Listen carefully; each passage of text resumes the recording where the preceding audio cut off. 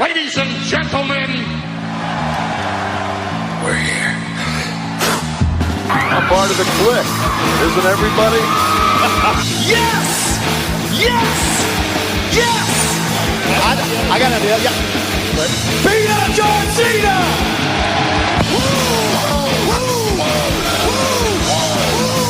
Give me a hell yeah!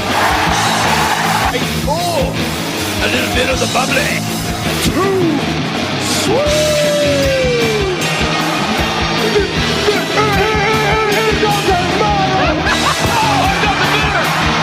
This is where the power lies! I am the man. Beat me if you can! Come on! It's showtime, folks! The following episode is scheduled for one fall, and it is for your listening pleasure.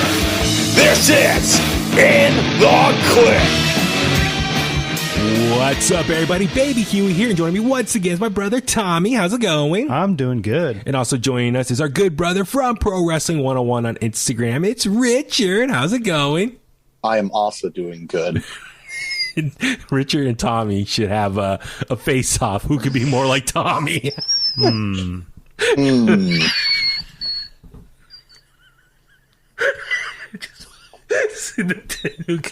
Say something, Tommy. Walla Walla Bing Bang. Walla Walla Bang Bang. Oh, perfect. It's like staring in a mirror. Oh my God, what a great way to start this episode. But welcome back, Kliqsters, to another fun episode in store of In The Kliq. As always, subscribe to us on your favorite podcast platform, follow us on social media, and get the merch and inthekliq@gmail.com. A lot of stuff to talk about, specifically with NXT and Smackdown. But before we do, let's talk about Dark Side of the Ring this week.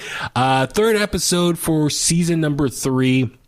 It was Collision in Korea. Mm-hmm. This is something I was looking forward to because, to be honest, I didn't know too much about this. Richard, I know you said you got a little bit of knowledge just from other sources, right? Like Ric Flair's book and... Flair, Bischoff, a bunch of Scott Norton interviews. Okay. Yeah, it's weird because I don't think it's a property that's owned by New Japan or WWE from purchasing the WCW library. However, recently, I would say within the last year, it's reappeared on YouTube in its entirety. Yeah, I sent a link to you the other day. Yeah. Yeah, so it's interesting because like for, I don't know, a year or two, it was just gone, and then all of a sudden it's back on YouTube. Yeah, that's the thing is... when I heard about this, I was like, I wonder if it's on the WWE Network, but it's something... There's two events that I think WCW took part in that aren't on the network. That's one of them. And the other one is a AAA show that they did in Los Angeles in the early 90s. Yeah. Oh, wow. Yeah, Worlds Collide. Yes. Okay. Eddie Guerrero was on that card. Yeah. Now, is it because of just the fact that they worked with other promotions involved and rights? I don't think that has anything to do with it. I just don't know. It's kind of like Memphis wrestling. You don't know who owns it for, outright. Right. Interesting. So with Memphis, I think like there's dispute whether it's Lawler, Jarrett, or who's the Fritz? NWA. No, that's Texas. Tommy, who's the NWA representative? Was that Goulas? Nick Goulas. Yeah, Goulas. Okay. Interesting. Goulas family. So Yeah, so if you haven't done so yet, please watch this episode, Dark Side of the Ring. I mean, we're not going to go through the whole thing, but just as far as a really isolated event in pro wrestling history that just was really interesting as far as it was a 2-day event in North Korea, joint show between WCW and New Japan. It was the capital of Pyongyang. Yeah, it was the largest attended event ever, or a wrestling event. It's an interesting event, too, or an interesting topic for Dark Side because no one necessarily got killed. No one got hurt. It's more like, I mean, because I saw a couple people complaining that it wasn't the most, it was kind of boring.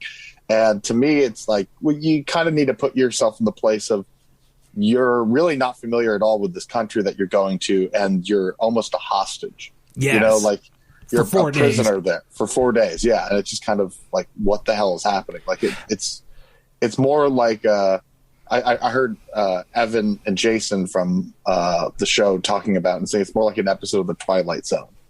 Yeah, that's a Right. good way to describe it, especially what these wrestlers went through, and we'll go through some of Even them. Scott Norton described it as the Twilight Zone. Yeah, I mean, that was the thing, was like watching this, and I was like, I was like, okay, this is a cool episode. It was very much like a historical event and kind of explain what was going on in the world at that time. And specifically, they had a guy from CNN on to break it down some more, and I thought his role in this show or episode was really good. Yeah, but like nothing super tragic happened. Like, yeah, someone died. I mean, I know Cornette said no, there's no horror to the horror story.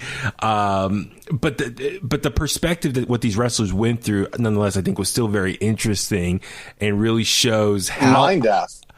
yeah, just how isolated North Korea is from the rest of the world. Like, literally, they do their own thing in a bubble, and the rest of the world, they're oblivious to everyone else. They're shut off from the rest of the It's world. so trippy to see that. And so, but I thought it was kind of cool how it all came together as far as Antonio Enoki, with his politics in the early 90s. He was going over to North Korea and just, mentioned offhand, oh, we should do a wrestling show sometime. And that led to, like, let's do one. And they wanted... He's in the Senate there. So Yeah. he is trying to broker, work with them. And so, he had, I think, some scandals going on at the time. So he was trying to fix his political career for when he was up for re-election. So he thought this big piece, it would be like a big peace show. A peace festival. Yeah. And so he contacted WCW and wanted their involvement, sent some of their wrestlers over. But it was funny because it's like, for WCW, Eric Bischoff wanted to expand because he thought at the time they were still very considered very regional compared to WWE. So they're like, yeah, let's do this. But it was just funny how Eric Bischoff just went ahead and went over there and took the wrestlers over there. Didn't get permission from the government because he knew if he asked the government, the U.S. government, they'll tell him like no, or it'll be like 6 months for an answer. So he was just like, let's just go. So everyone jumped on the plane and went over there. Which I wonder how true that is. Like, you wouldn't tell like WCW owners or whatever that you're going to take like your number one star and Ric Flair across Ted Turner. across the country to this isolated country that's known for its This communist regime. yeah, communist regime over there. So, but it was funny. Eric Bischoff said he tried to get Hulk Hogan first. Hogan said, "Nah, I'm not going to do it, brother. Can't do it, brother." But so the second backup plan was Ric Flair. But yeah, so they go over there. They got Muhammad Ali involved in this, which I'm still just fascinated by. There's history with Ali and Enoki with their little exhibition match in the 70s. It was the boxer versus wrestler match in '76. There's enough to write a book on Muhammad Ali's interaction with professional wrestling because he's had wrestling matches as well. Yes, like Yeah. in Los Angeles, and for some reason the Muhammad Ali Foundation doesn't recognize that stuff. Man, Don't know why. And plus, he had an influence. I mean, one of his influences was Gorgeous George Yeah, and Fred Blassie. and Fred Blassie. Yes. So, I mean, they put on this show, and it's going to be the largest attended event. They want to beat WrestleMania, which they did by a long shot. But it was just crazy that they went to Japan first, and then from Japan traveled to Korea. Scott Norton was like complaining that they were in this old 1940s plane. It was very clunky. Yeah, and just dirty, and just Too Cold Scorpio was great. Like, he was looking at the traveling over. South Korea has cannons point north, and then North Korea has cannons point to the south, and just it was just insane. Just their perspective describing the whole environment. And But he said there was he saw like a fort or whatever. Yeah, It was yeah. Yeah, it was crazy. but when they land, there's like so much dust at the airport because no one just travels there. They Well, took- and all the roads in North Korea are like, it's like a crazy expressway, but they're built that way to have planes land in the event of an emergency, which is crazy. Yeah, I mean, the guards took all their passports and electronics, and it was just from the very beginning when they arrived, just the guards and everyone just did not like their presence there. Obviously, America and just their viewpoint. So, for me, I just didn't know too much about. I mean, I know North Korea is obviously just bad news, and the dictatorship and the communist state that they are, and but just to really kind of learn how they treat others outside of the country was really eye-opening. And that's what I kind of enjoyed. And the propaganda that they were doing there. I mean, the CNN reporter, the correspondent that was covering the event, all these years later, it was really cool. Just his perspective and explaining the history there, and just how North Korea evolved post World War II when they originally were a colony of Japan. It was just really fascinating stuff from a historical standpoint.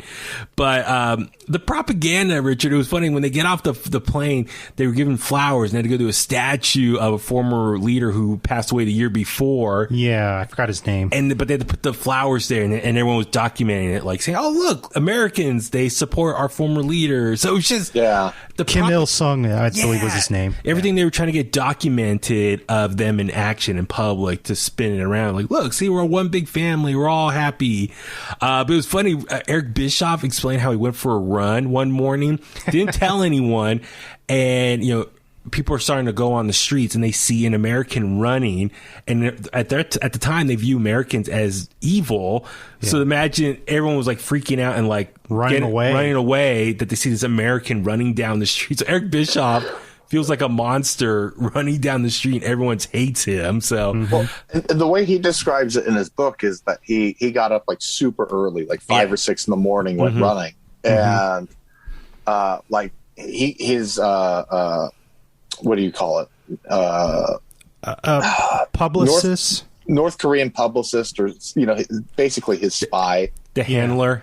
His handler, his Yeah. spy handler was like wasn't even awake when he left. Like he got up that early and just went for a run. Yeah, it was a woman, I believe. That's crazy. And then, but just how much of over those next 4 days, how much of like the guards were on top of them and surveilling everything they were doing. Like Scott Norton was great on this episode, by the way. I thought just his stories he was telling, how they went to the room, the guards stood by the door and watched every move they made. He went to Hawk's room 2 doors down.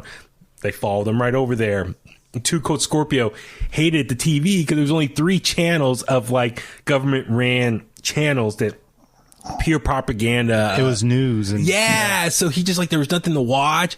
You would laugh at this. So them and Crispin Wall and a couple other guys go downstairs to play some pool. There's a pool table, but it took 2 hours to get the pool balls to play.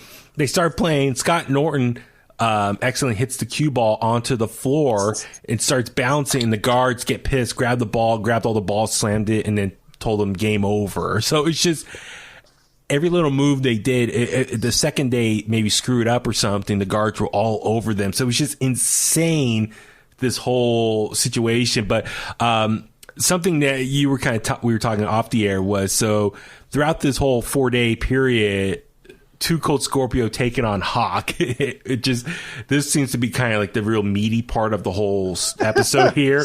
This was the more drama as far as they were on a bus together. Ric Flair came on, and I guess Hawk has been riding with Ric Flair as of late. And so Hawk saw Ric Flair looking around on the bus and thought he was looking for him. And he was ready to get up and maybe join him in the car ride.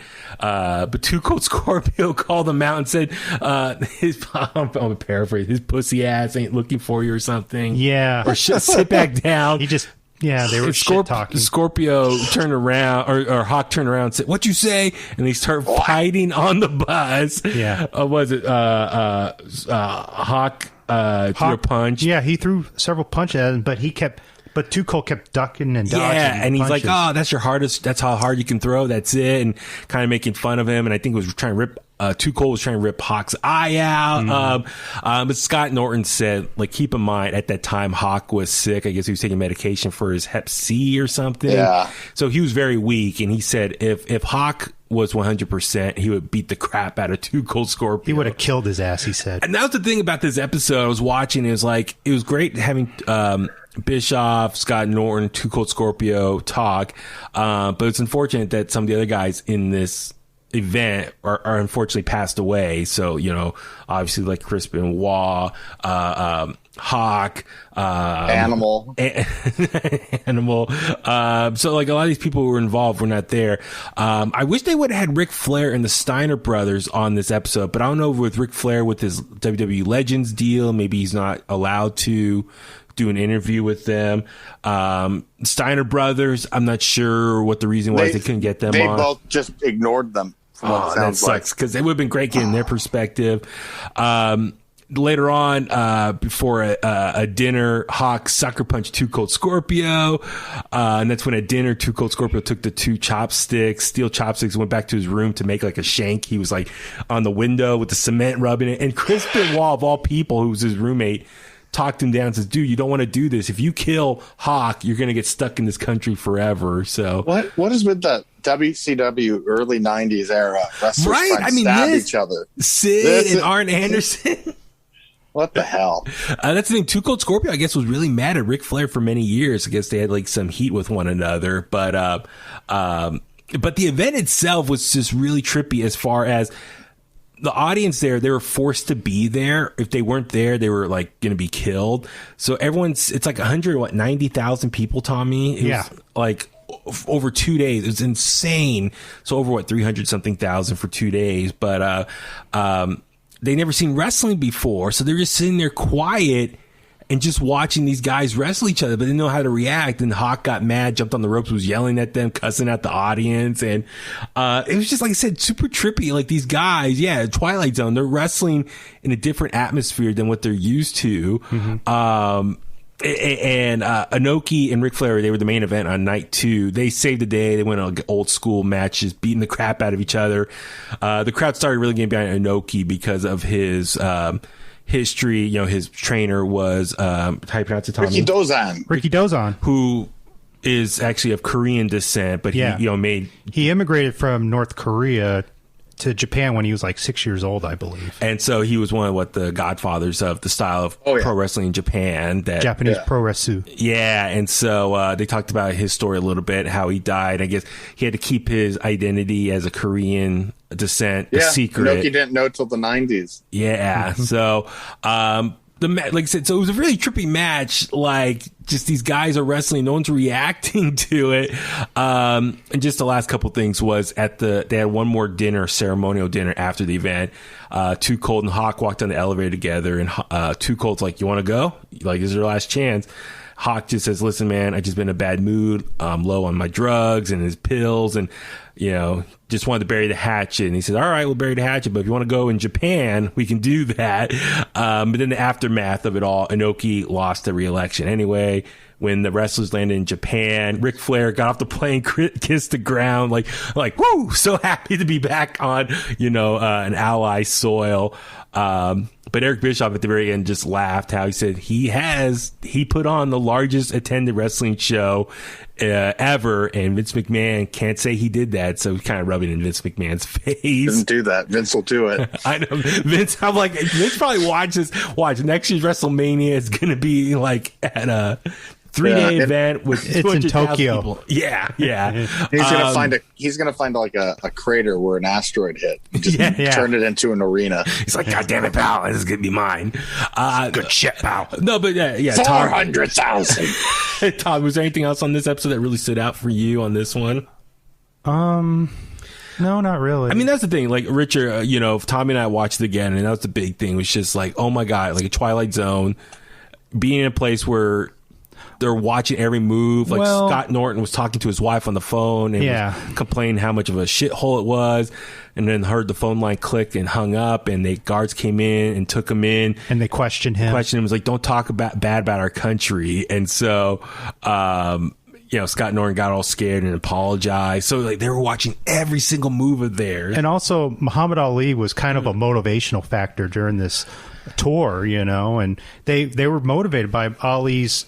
He was like shadowboxing at this temple or something. Yeah, so that was kind of a cool moment for them to see Ali in person. Yeah. My thing, though, is like, okay, these guys are staying at the hotel. I wonder where Enoki and Ali, were they staying? Yeah. Like, were they staying in a suite? That was much better, because it sounds like a hellhole that they were staying in. what kind of treatment were Enoki and Ali were getting. So makes you wonder, like, we see Dennis Rodman go over North Korea a lot over the last few years. I wonder if he gets, what kind of treatment does he get? I mean, it makes me wonder with like the involvement, but yeah, just crazy North Korea. So anyway, I recommend everyone watching it. It was a lot of fun and a lot of just crazy stuff on this episode, Dark Side of the Ring. All right, let's move on over to this week's episode of NXT. Richard and Tommy, this is something we didn't have time to mention last week, but it was announced NXT TakeOver is going to be in your house. They're bringing it back again on June 13th. Richard, what'd you think of last year's In Your House? I loved it. Okay. Me too. Yeah, So, I'm for it. Yeah, me too. With or without fans, I'm for it. Yeah. So I'm excited. That's the thing. It's like when they announced In Your House coming back, I was like, great. No, I can't wait to see the set. Are we going to bring back Todd Pettengill? He said he's going to host it Yes. again. Yes, he said he's going to be part of it. So I'm looking forward to that as well. Also, something I was just thinking about earlier. So it was announced WWE is going to go back on the road with fans in mid-July. Money in the Bank is going to be the first pay-per-view. And then SummerSlam is going to be in front of fans. I hope. In Las Vegas. Yeah, I hope SummerSlam, if it's going to be in Las Vegas, I hope they have a takeover that weekend as well in front of fans. That's what I'm hoping for. So, do you know where the venue is going to be? So the rumor is where the Raiders play. Allegiant Stadium? Yeah, that's Okay. where SummerSlam would be at. So And that's where Deontay Wilder and Tyson Fury is going to be held. Oh, okay. The third fight. Oh, coming really? up July 24th. Oh, okay. It's rumored. Ooh, so I mean, a lot of stuff to look forward to for WWE as far as live shows and whatnot. I'm looking forward to it, but yeah, no, we were talking off the air, Richard. I know we were all just in agreement, just like post WrestleMania weekend, NXT's been just putting on amazing shows every single week. Literally, the last few weeks, there's been some sort of like big title match, whether it's the women's tag titles or North American Championship. Next week, we're going to get the NXT Championship on the line. But overall, your thoughts on this episode of NXT? Action packed. It kind of because I watched things a little differently this week, so it was a busy week. So I watched Smackdown first, okay, and then I watched NXT, and both of those shows just felt like that it was back to back to back action. And even if it was backstage stuff or an interview or whatever, I think that might be what's kind of going on with Raw, where there's something missing, is that if something's bad, they're not distracting you with the next thing quick enough. You know what I mean? Okay, gotcha. Where if something is a miss on SmackDown this week or NXT consistently, there's just something right after that. You'll just forget about the bad thing. Right. Yeah, that's a good point. I think with Raw specifically, I think a lot of people dwell on all the negative stuff and don't focus as much on the good stuff. I mean, unfortunately, I think there's more negative than positive with Raw, but you brought up a good point. Like NXT this week, like I was going through just all the segments.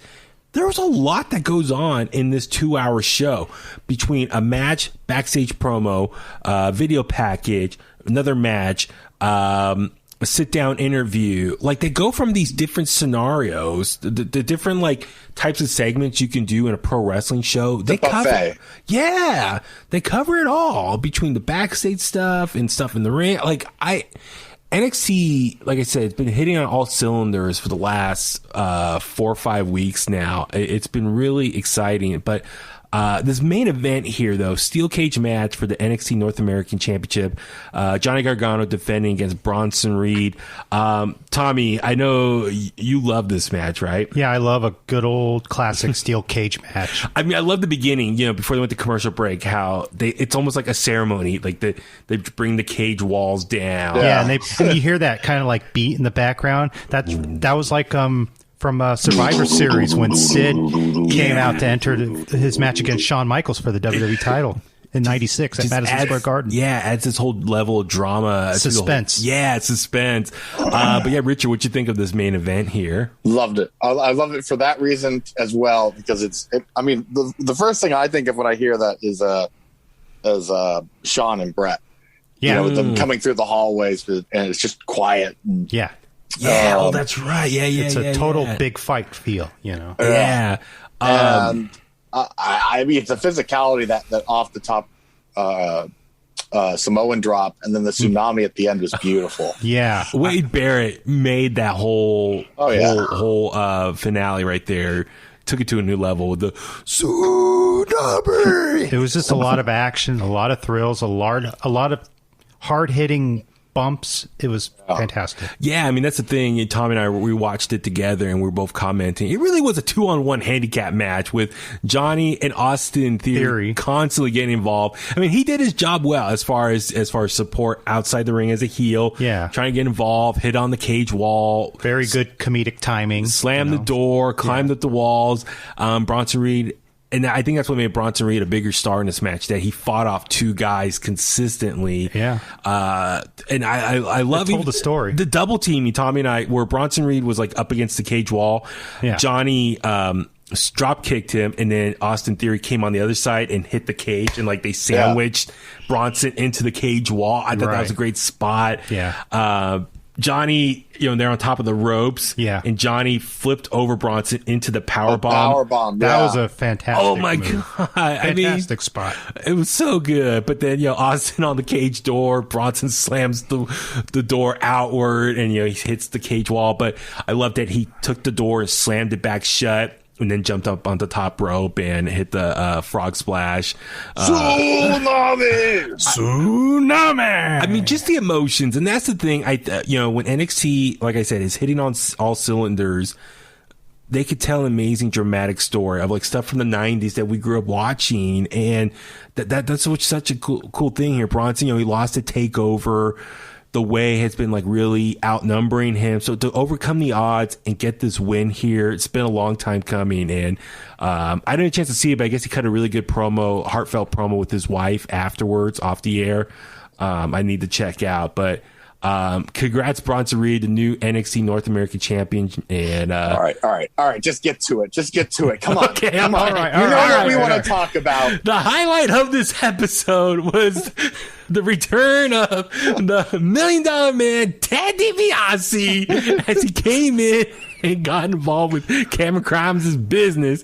Cameron Grimes had a match with Jake Atlas, which, it was a good match. Jake Atlas, very talented guy. Cameron Grimes is awesome. But, like, during the match, you see the limo pull up.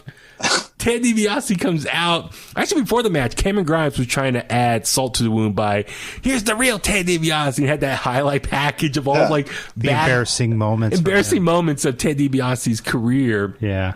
Ted DiBiase, the music hits and Cameron Grimes is distracted and he just laughs and Cameron Grimes gets rolled up and Jake Atlas picks up the win and Cameron Grimes chases him outside. This makes me so happy to hear that music. Dude, low key, it's one of the all-time best theme songs. Am I right? Money. Yeah. Because when you're a kid, he's just like, he's the biggest dick. When we were kids, it's like Ted DiBiase is like the devil. Exactly. Like he's an iconic character to most people now, but like just him as a wrestler and being like all the like heel moves and cheating and taking shortcuts, and then like having the $1 million corporation in the 90s, and just like he's taking some like our favorite wrestlers and making them join him, and it's like well, that's the thing too, is like WWE Shop, like they got some new shirts of his up there now, so it's like, oh, do they? It's really awesome. Like he has like a second wave of popularity right now. This is awesome. It was really cool. But Tommy, what'd you think of the limo at the end where Ted DiBiase just laughs in Cameron Grimes' face? He won't open the door. I know. Open that door. No, actually, what was funny, if you notice, Cameron Grimes opened the door. It was open for a second, and then someone had to shut it. I think it was Ted that shut it back in. It's like shut it and then rolled down the window and says, "You can't be the $1 Million Man," Cameron Grimes. But it was hilarious. And so it looks like this coming Tuesday they have $1 Million face-off now. Yeah. What does that mean? Like, what? The rumor is they're bringing back the $1 Million belt. Oh, that would be great. Oh, wow. I mean, I hope ultimately that they become like allies of some sort.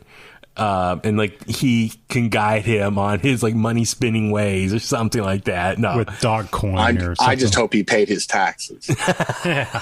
I still think IRS needs to make an appearance, like what you said, Richard, a long time ago. So, no, Take good that stuff. money. It's awesome. I love it.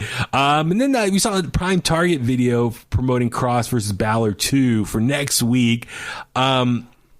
Richard, I thought of you right away. Obviously, I like the beginning where Cross is like hit the video, like he, says like, and then they start showing highlights.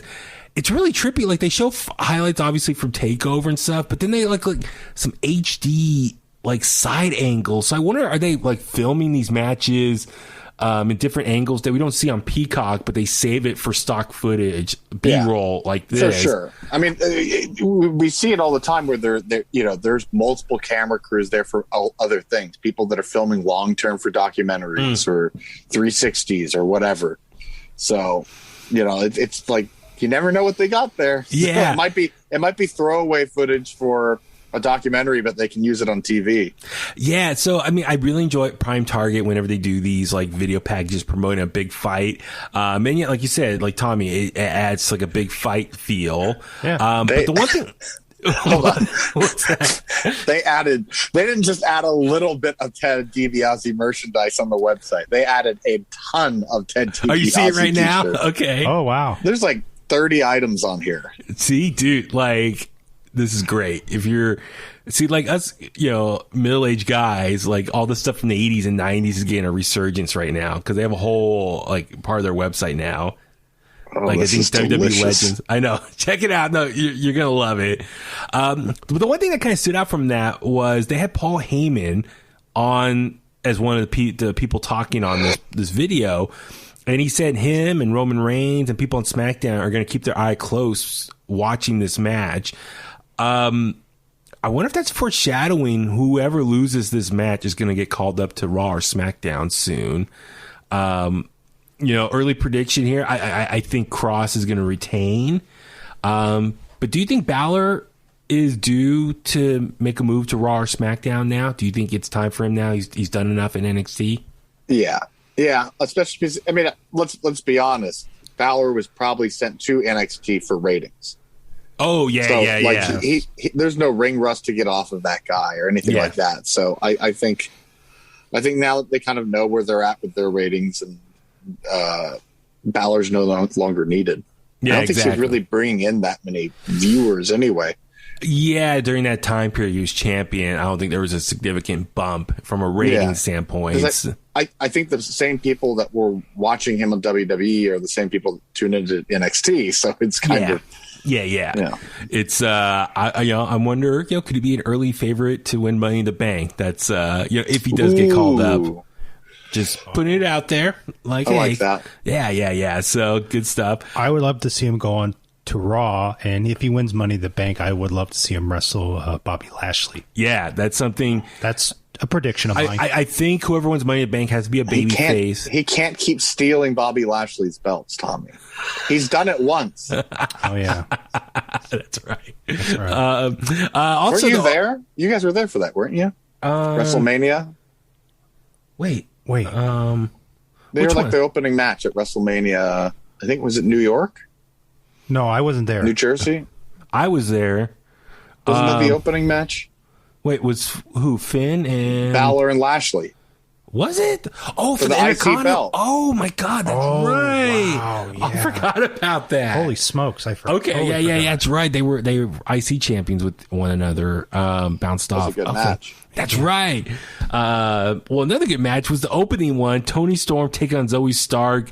It's I've been really digging this character development for Toni Storm as far as it's better and better every week because she's like dwelling on Zoe Stark here. Yeah. Like Zoe Stark, this rookie, as far as the NXT standards, is beating her. And she was nasty in this match, just throwing her around and smashing her head against the stairs. Yeah. Mm-hmm. She knocked Zoe Stark out on her tailbone on the ring apron. It was really good. Yeah, no, and then Toni Storm ultimately picked up the victory. I mean, she did her one finisher, and Zoe kicked out. Yeah, but then, I'm not a fan of that. And then she did her a new finisher. What was it, Tommy? It's like a hip toss that turns into like a modified DDT, and I believe it's called a Ruby Cutter. Yeah, and that's something I believe she got from her trainer, who his version is the hip toss into like a cutter. But he told her you can use it, but just do a DDT instead. So a lot of people, I think the announcers were shocked too. They didn't know how to describe it. Yeah, they should have replayed that a couple of times. They didn't. I know, we were watching on YouTube. Yeah, we were watching on YouTube earlier, and we were trying to figure out what it was. Like, what is this? And it happened so fast. I mean, I hope they do like a whole analogy video or analysis of breakdown. It. Yeah, a breakdown of it. So, but no, Toni Storm picks up the win here. So they're 1-1. I would not be surprised if the blow-off match is at TakeOver. So, like, for sure. But this is really cool because, Zoe Stark, I mean, she's getting a big rub by working with Toni Storm, I would think, as far as, for Zoe Stark, she's still new to NXT. By working with Toni Storm, this is going to be good for her long term. So they must say really big things with Zoe Stark to have her in this high-profile program with Toni Storm. So I'm excited for it. And then we saw Killian Dane take on Alexander Wolf, so former members of Sanity, even though their careers have gone different directions since then. It was kind of a short match. Killian Dane ultimately picked up the victory when Wolf grabbed the chair and was going to use it, but Killian Dane pretty much like tackled him and picked up the victory. Yeah. Then the other two guys in Imperium. Fabian Eichner and Marcel Bartel. They're posing with him, but then they end up beating the crap out of Alexander Wolf, and so it looks like he's officially kicked out of Imperium, and now he got released the following next day. So I don't know what your thoughts on Alexander Wolf being released, Richard. I don't have any. I'm a little bummed because, like, okay, is Imperium going to be a 3-man group for a while, or are they going to get a new member? I can't really tell you the last time I saw him in a match that made me care. Because he's been a little injury prone, right? With Worlds Collide, remember, he got the concussion in the match, and he's been hit or miss on TV. Yeah, he was in he was in UK for a bit. I wonder with this, is this going to set up Timothy Thatcher to join Imperium at some point? Probably. Yeah. So do you think that's a big upgrade for Imperium then? Yeah. I would say so. Because it's kind of funny that, like, if like Alexander Wolf is kind of there as the representative, the voice representative for Imperium, it's like he really didn't do much besides like talk quietly.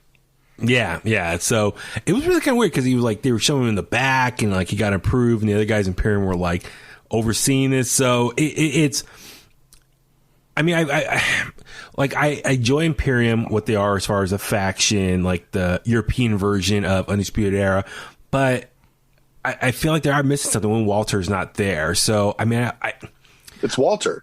Yeah, I mean, that's it. He is the draw. So I don't know if by getting Thatcher, that will help boost things as far as the three of them in person when Walter's not there. At least it's better star power. I mean, I do want to see.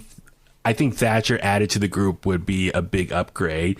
But then obviously there's going to be a falling out with him and Ciampa at some point. So, yeah, we'll see how that goes. But speaking of Ciampa and Thatcher, they took on Legado del Fantasma. What'd you think of Thatcher when they were in the backstage area and he said, El Gato no tienes zapatos. The cat has no shoes. Like, I was laughing. I was like, oh, Thatcher trying to speak some Spanish. It was goofy. But no, Tommy, what'd you think of this tag match here? It was fun. It was a lot of hard-hitting, stiff action. It was stiff.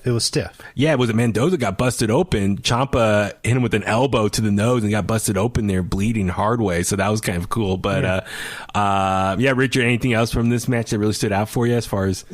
No, a good tag team match. It was physical. Yes, yeah, and very physical. We saw Grizzly Young Veterans. They jumped Ciampa at the end, beat him up, rolled him back in the ring, and that's what helped Legado del Fantasma pick up the victory. But my main takeaway from this was the tag team division's really been built back up again. I think for a while it got kind of thinned out, but between MSK, Legado del Fantasma, Ciampa, Thatcher, Grizzly Young Veterans, Imperium, your boys Everrise, who were great this week. Killian and Drake Maverick, Spud.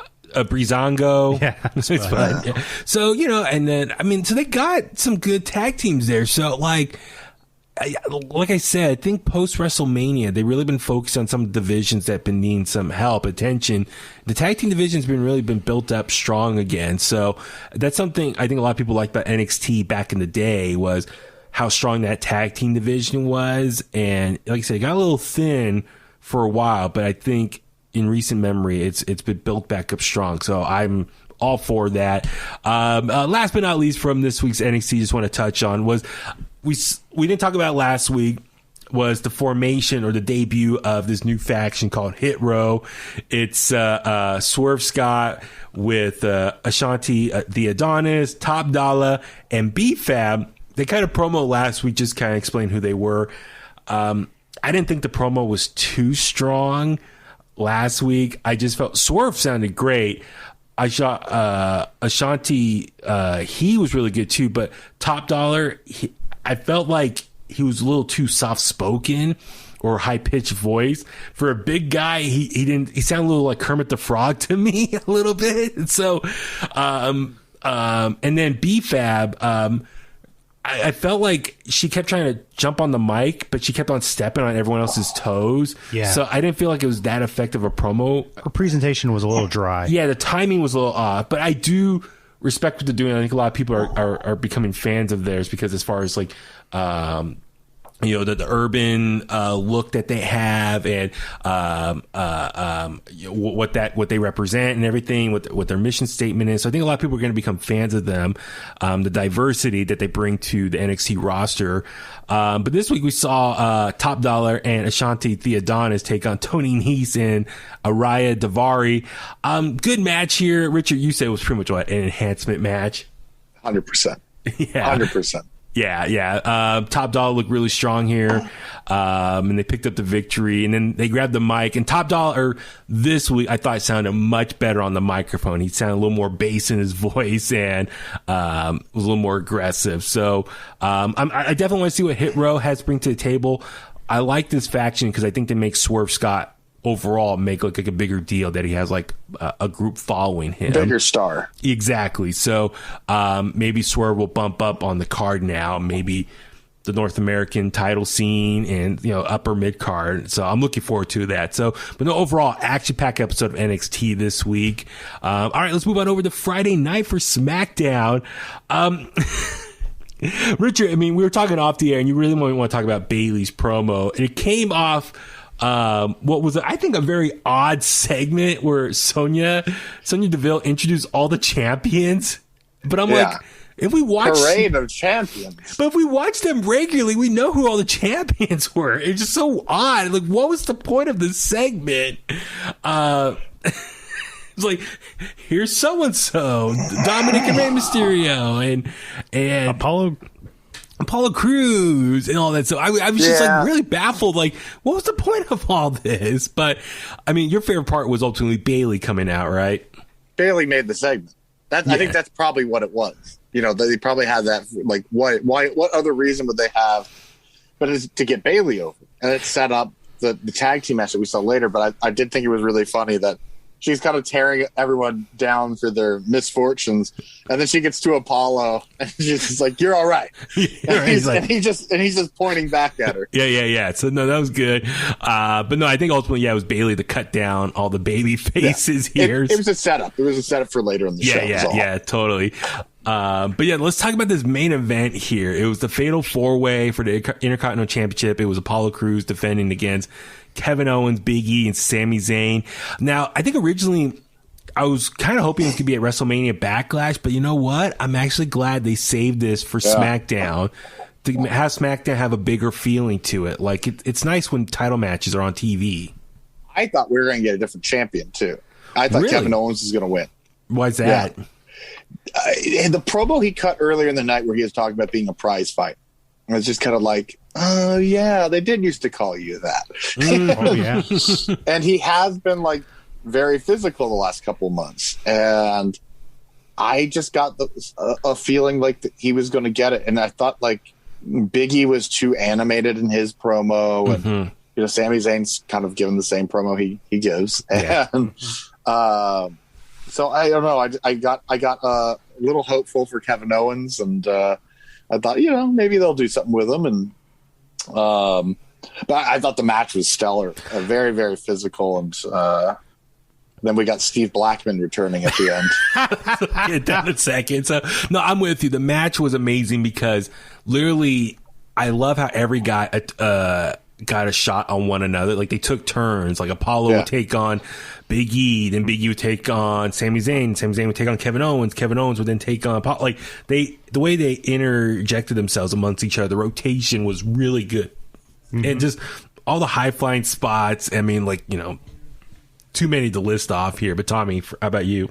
No, I mean it was just the continuity of this match was very, very good. Yeah, it was a lot of fun, but like I said, just amazing spots here. But yeah, no, Rich, as you said, so at the very end, Big E hit his finisher on Apollo Crews, stands up, and all of a sudden the lights dim down. We see this white smoke, and out of nowhere, Aleister Black comes walking in, and we saw him earlier tonight. We saw another dark lesson to the WWE Universe reading from his book, which I will admit, I watched it live on Friday. Not available on WWE.com. No, it's not. No, it ain't. But I will admit, DiBiase's got 30 shirts that we can't get this Aleister Black book. But I was watching that lesson on Friday, and I started dozing off a little bit, just because I felt like he was kind of rambling on. I had no idea what he was talking about. But more or less, he wants to... he got the tattoos, and he wants to thin... He got more tattoos, and he's wearing Jeffrey Dahmer's glasses. He wants to thin the herd of the weak and the strong. And I was like... Sure. I was thinking David Koresh with his glasses. Okay. But yeah, so he pops in the ring, and does a black mass on Big E, knocks him out, then Apollo jumps right in, gets the pin, and retains the IC title. So it looks like, Aleister Black and Big E are going to get into a program here. You think that's a good opening spot for Aleister Black to get back into the mix? I guess. I don't know. Yeah. I just wonder. Okay, let me ask. I mean, full discretion, I'm not the highest on Aleister Black. Okay. So. Yeah. Well, let me ask you this. So Aleister Black, this obviously is a repackaging. They're trying to make him look like a big threat now. He takes out Big E, who's been a fan favorite for a while, former IC champion in recent months. I would imagine, this is his re-debut. He's probably going to win this feud, I would think. Which I think it's a distraction for Big E, because I'm still betting on that Big E is going to get a push down the line. Yes. So yes. This is just to keep him busy. Exactly. Right. I'm glad you said that, because I think for Big E, while everyone loves him, how charismatic he is and everything, my only issue is, everyone thinks, he's going to do for a Universal title push, but I don't think the way his character is right now, it's not believable for him to take on Roman Reigns and beat him. He needs to dial back the comedy a lot. Yes, I agree. I find him entertaining, and I enjoy his in-ring work, but he just gets off the rails sometimes. It feels like he needs some Ritalin or something. He's just so he sucks the oxygen out of the room with the amount of energy that he's giving out. It's too much. Yeah. Exactly. I'm glad you brought that up, because I wonder, is that's how they're going to rebuild him, by maybe losing some matches. So maybe Aleister Black's going to beat him. He's going to lose. He's maybe going to lose against someone else. So you kind of bring him down a level, and you got to start rebuilding his way back up to get back to the top. Yeah. So for Aleister Black, this is a good rivalry for him to get started and build up some momentum as a heel. So I imagine he's going to win this against Big E if I had to predict. But I think for Big E, long term, this is how you rebuild him, to knock some of the comedy off him. And he's on a losing streak. He's got to kind of do a little soul searching and realize I got to take things a little bit more seriously if I want to be a future world champion. Perfect example, Christian. Christian for the longest time refused to cut his hair, and he was stuck in these kind of comedy routine type things. Christian leaves, cuts his hair, comes back, and he's taken seriously for the rest of his run in WWE. Absolutely. So I think I think very similar, that path can be for Big E, to kind of build him back up as you gotta, because all he is right now, he's just a solo member of the New Day. He still has the whole New Day aura around him, and that's good for entertaining little kids and stuff. His music is terrible too. Yeah, the beginning is weird. It's really off to me. Yeah, I'm not a big. It doesn't say star. Yeah, exactly. I mean, I know Wale made it, was a big fan of WWE, and he's a big rapper or something. But that's right. But I'm with you. The music doesn't hit with me as well. So, I think Big E's gonna maybe take some big losses, no pun intended, over the next few months. But man, that's a way you start rebuilding him to get back into that main event scene. So, okay, I'm glad we're all on the same page on that. To me, that promo that he cut before WrestleMania on Apollo. Was that before WrestleMania? I think so. They've had a couple months. Yeah. Where he got all serious and said he's going to go biblical on them. Yep. That is the main event Big E that we want. Exactly. No, I'm with you. So, hopefully, we get back to that at some point. So, a couple things real quick I want to touch on for SmackDown was the whole Roman Reigns, Jey Uso, Paul Heyman segment. I like how they come out there. Roman Reigns got the new little tracksuit jacket on. So that was sweet. Maybe him and Walter should fight. Who can wear tracksuits to the ring? Yeah, I'll take that. But I laugh how Roman Reigns is like, I don't want to brag about myself. I told my kids the value of being what's the word, Tommy, when you're not having an ego or a cocky. Doesn't matter. Anyway, Paul will do it for me. He has a mic in his pocket, like a holster. He pops it out. And he's like, "Really? Humble. That's the word." Oh my God! Humble. It's an honor for me to do this. But dude, he went down the list of everyone who he's beat. I was like, sent the Fiend the Raw. Dehumanized the Monster, Braun Strowman. What else? Kevin Owens, Cesaro, Daniel Bryan. Edge, Daniel Bryan. I was like, damn, in the last, God, he's been back, right before Wrestle. He came back at SummerSlam. So in the last, 9-10 months, he's beaten everyone major. Yeah. So I loved it. It was a good reminder. Like, here's a resume of who he's kicked the ass in the last 9 months. So, but then Cesaro comes out, challenges him again for a Universal title rematch. But Seth Rollins comes out, beats the crap out of him, and he just keeps beating the crap out of him. And then after the commercial break, I laughed. They're teasing it. They're getting us ready for Rollins and Roman. They keep teasing this. Okay, so I'm glad you brought that up because so Cesaro's being stretched out and Seth Rollins is like, "Why you do this to me? I blacked out there." And he's like, "Why you do this to me?" So I wonder if they're gonna have a Hell in a Cell match next month. It might be the two of them for their feud, but then after that, does Seth move on to Roman for the Universal title? It's heel versus heel, but they do have history, and they're arguably the two biggest names in WWE right now. Depends on where they place that match on the show. And because, you could also say that what if Cesaro wins? Because then Cesaro might, get another title shot. Yeah, that's true. It could be really interesting, but I also like the layer, obviously, the continuation of the drama with Jey and Jimmy Uso. Jey Uso wants a match with the Street Profits, or Jimmy wants a match with the Street Profits next week, and Sonya said, "Yeah, let's save it for next week." He tells his brother, hold on. So he told Sonya that he had talked to his brother and that they're ready. Yeah. Then he bumped into Jey later, and he told Jey, and Jey said, "I didn't agree to this." Yeah, and he looks so scared because he's like, "We didn't tell Roman." Yeah. So I love just the drama of Jey is so afraid of pissing off his cousin. Yeah. And he's like, "You got to tell Roman." And so he tells Roman, he's like, "It's you and I, what we do. You got to get your brother to fall in line." So I love how Jey looks so stressed out. He's torn between his cousin and his brother. That's setting up a match for those two? To humble Jimmy? Maybe Hell in a Cell there. I don't know. Yeah, seriously. And think about this. What if Jimmy beat him? And he's like... What does that do for the Usos and that brand if Jey couldn't beat him, but then Jimmy beats him for the belt? Roman keeps him. He's like, "You got the stuff, man. How about you stick with me?" Where were you? Yeah, Roman could just spin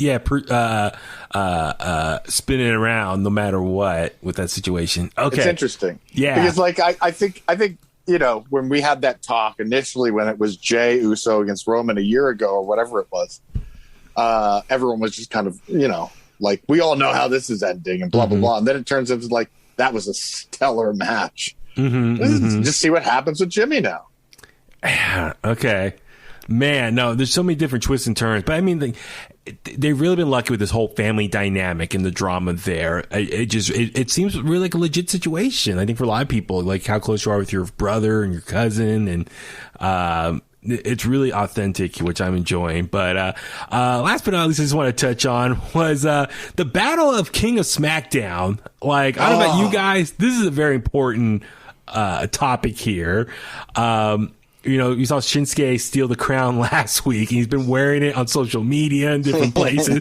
I love how King Corbin comes to the ring, and Michael Cole kept saying, just Corbin. He's Corbin. He doesn't have the crown. Look, it's just his bald head. We got to call him Corbin. You can't call him King. You know what's funny, though? When he did come out, at first, because I wasn't thinking about it, I was just, what's different about him? Like, I genuinely was just like, something doesn't look right here. Yeah. Like, is he not tan? What is it? But I love we get the debut of Rick Boogs on SmackDown, which, like, okay, how many times did you ever see him on NXT? I think I saw him twice. He had one match. One match, yes. Yeah. But under his old name, it was like a longer Guggenheimen or something. Yeah. Bugenhazen. Yeah. I mean, lately we saw him in the Old Spice commercials here. But he comes out and he's like Shinsuke's like new hype man, and he starts playing Shinsuke's theme song, which he calls the King of, or it's the King of Strong Style, but also the King of Smackdown. Yeah. Shinsuke Nakamura starts playing his theme song, which is badass. But Tommy yells out that metal scream like Rob Halford. Yeah. Which, if you guys remember, with when they were doing the shows at the PC and they had the NXT people in the crowd, that was his voice you used to hear in the background all the time. But dude, he is a badass guitarist. If you follow him on social media, he shreds a lot. He's a total metalhead. Plays a lot of great stuff on there. But what do you think? You think Rick Boogs is going to be like his manager, or like a hype man, or what's? I think it maybe is a one-time thing. We'll see what happens this week at SmackDown if Corbin takes him on, but I don't think it was. I don't see it long term. Okay, but ultimately we saw Corbin get distracted when Boog started playing the guitar on the table, and he got the pin from Shinsuke. Yeah. I love what Tommy was. Pat McAfee was playing guitar on Michael Cole, and he's like hitting, and Michael Cole was going along with it. Like Cole was just like headbanging. I mean, I love how Pat McAfee, apparently he kind of has the freedom to stand up and rock out and get like excited during the matches and really animated. So I like the chemistry that him and Michael Cole have been having as of late. So the playfulness, that's always fun. So but no, Richard, like you said, a very fun episode of SmackDown. So much that happened there. Dude, here we are, road to Hell in a Cell and eventually Money in the Bank and fans live in attendance. So we're almost there. We're getting closer to things kind of getting more back to normal, and looking forward to all that good stuff. So, all right, on that note, let's start wrapping things up. Richard, where can all the Kliqsters find you online? You can find me at Wells Fargo on Instagram and Twitter. If you have anything negative to say about my opinions, please, or any of the opinions of this show, please send them to Twitter at BabyHuey83. Be yourself. Be free to use whatever sort of language you feel the need to. Send that over to at BabyHuey83 using the hashtag In The Kliq. Tommy, what are your handles? Oh, well, if you want to find me on Twitter and Instagram, that will be IronFist1982. I'm Baby Huey. Follow me on Facebook at Baby Huey Official, Instagram and Twitter at Baby Huey83, as Richard always likes to clearly state beforehand. At In The Kliq on social media. Subscribe to us on your favorite podcast platform. Rate, comment, share the podcast. Link in the bio to get our merch, and subscribe to us on YouTube, InTheKliq@gmail.com. All that good stuff. Let's go. I was going to say, on that note, let's go home. And that's the bottom line, because Huey said so.